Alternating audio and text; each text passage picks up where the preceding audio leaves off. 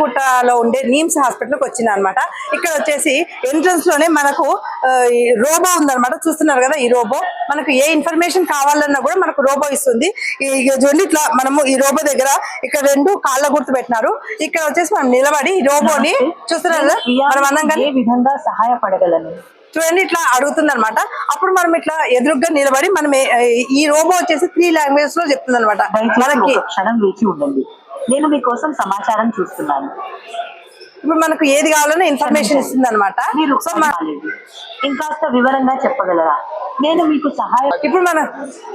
ఇప్పుడు మనకు ఏ ఇన్ఫర్మేషన్ కావాలన్నా ఈ రోబో ఇస్తుంది అనమాట. మామూలుగా అయితే మనం ఎప్పుడు మనము రిసెప్షన్ లో పోయి మనము అడుగుతాము, అట్లా లేకోకుండా వాళ్ళకు కూడా ఇబ్బంది పెట్టుకోకుండా మనం ఈ రోబో దగ్గరకు వచ్చేసి 3 లాంగ్వేజ్ మాట్లాడుతుంది అనమాట.